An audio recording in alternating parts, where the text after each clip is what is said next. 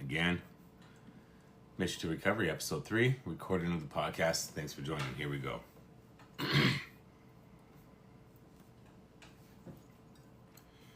There's a phase of recovery nobody puts on posters. Not the relapse phase, not the rock bottom phase, the phase where you're sober and everything still hurts. Where you did the right thing, but your life didn't suddenly feel right. Where alcohol is gone, but the anger still wakes up before you do.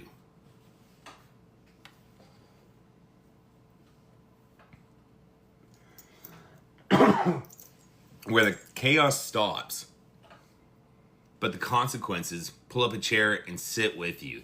That phase doesn't get likes. That phase doesn't get applause. That phase is where people quietly disappear.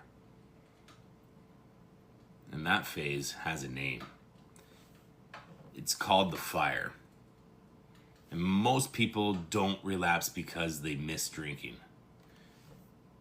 They relapse because they can't stand what sobriety shows them about themselves. They don't miss alcohol. They miss escape.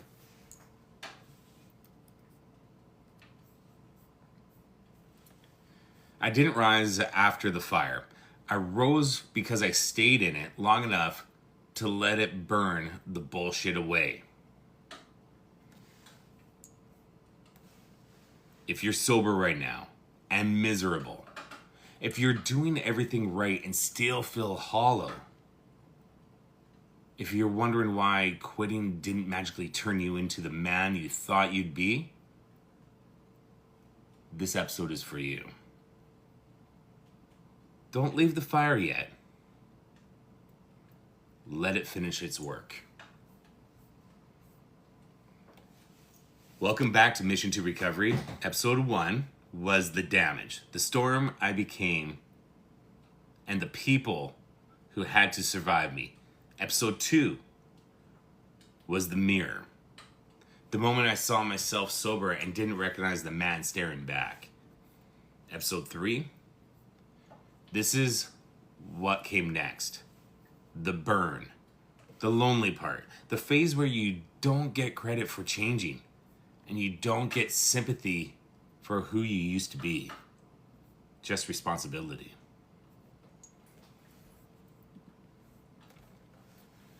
This episode isn't about drinking. It's about identity. It's about the moment I realized sobriety didn't owe me comfort.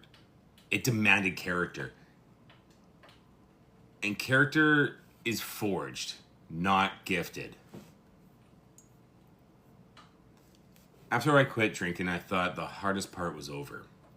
It turns out I had just walked into the quiet part. No chaos, no excuse, no noise to hide behind, just me and the damage I had done. Nobody was clapping. Nobody was saying, "Wow, Ryan, you're really changing." My family? Cautious. My wife? Guarded. My kids? Watching, not celebrating. That fucking hurt. Still does. Because a part of me wanted credit for stopping the bleeding when the wounds were still healing. This is where people go back. Not because they want chaos, but because chaos feels familiar. Pain with a routine feels safer than peace you don't trust. See, I was angry. Angry that doing the right thing didn't feel rewarding.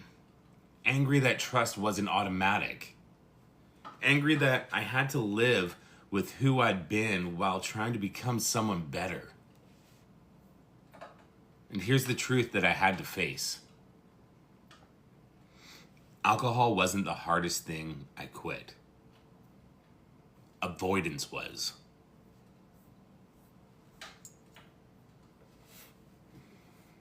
Here's the part that nobody wants to accept.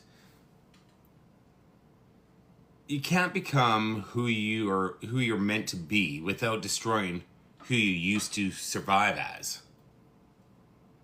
Growth is violent, not physically, internally. It rips away habits, beliefs, and identities that once kept you alive, but are now keeping you small. Addiction doesn't just numb pain, it builds a personality around survival. Anger becomes strength, sarcasm becomes armor, distance becomes safety, and when sobriety takes those away, you're fucking exposed. That's the fire. And the fire doesn't ask if you're ready. Motivation didn't save me. Motivation shows up when things feel good. Discipline stayed when everything sucked. Discipline is quiet. Discipline doesn't need applause. Discipline is what carries you through the fire when you stop believing in yourself.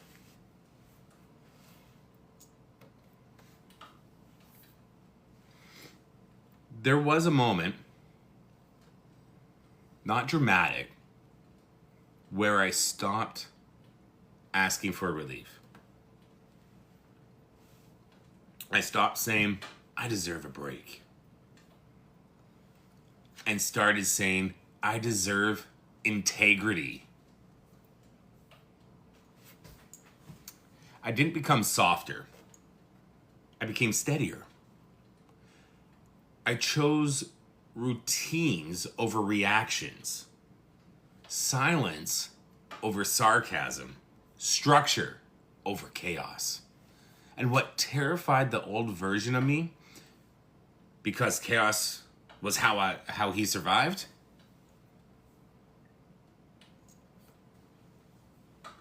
was the changing of all this. How does it not terrify the old version of you when all you know is chaos? That's how you know to survive.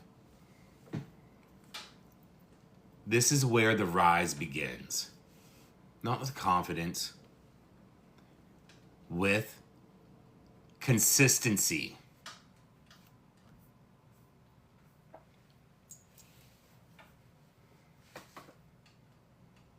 We like to do a lot of challenges.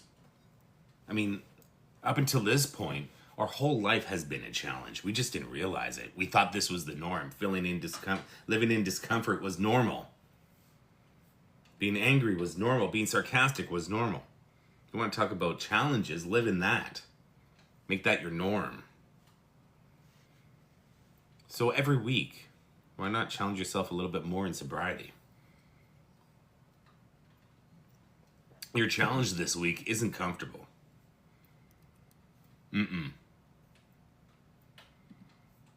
Make it way too easy that way, right?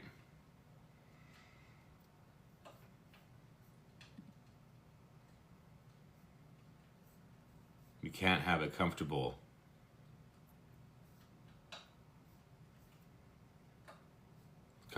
life. I'm kidding. We can't have a comfortable life. It just takes work. So what your challenge is, identify one thing in your life you keep numbing instead of facing. And this week, don't escape it. Sit with it. Let it speak.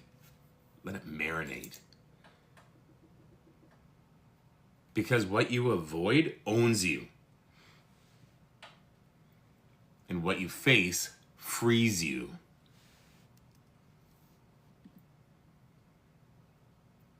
For me, numbing is avoidance. Facing is staying present long enough to feel what I've been running from.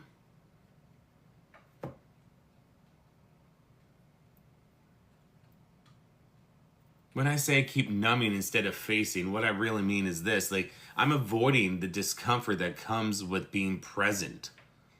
It's hard for me. Numbing isn't about wanting to feel good. It's about not wanting to feel anything. Facing doesn't mean fixing something at once. It just means staying long enough to feel what's there without running, distracting, shutting down. And honestly, the moment I stop numbing, that's when the real work starts. It's how you get free. Live a life of abundance, clarity, sobriety. You're not going to break free from addiction. I have a drink right now. I'm off and running. I'm addicted to drinking. Right? That was my solution for everything else that was going on in my life. But I do have a physical addiction to it. I have a beer. I have to have 20. I can't stop it. I used to smoke. For smokers out there, it was like chain smoking in a stressed out situation, right? It's what you did. And that's why I just stay away from it. One drink and I'll be off. I'm grateful that I don't drink anymore because I've never been so present.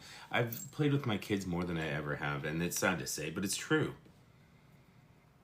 I missed out on so much, and I cry almost every day knowing that I can't get back those moments, but man, I'm creating new ones, and those are tears of gratefulness. So let's talk about gratitude this week. I'm grateful that fire didn't destroy me. That fire, it stripped me, sharpened me, burned off everything false in my life. And if you're in that fire right now, you're not failing, you're forging.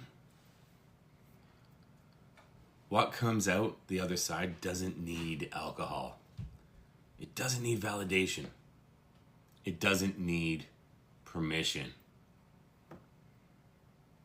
It's quieter, stronger, and fucking harder to break.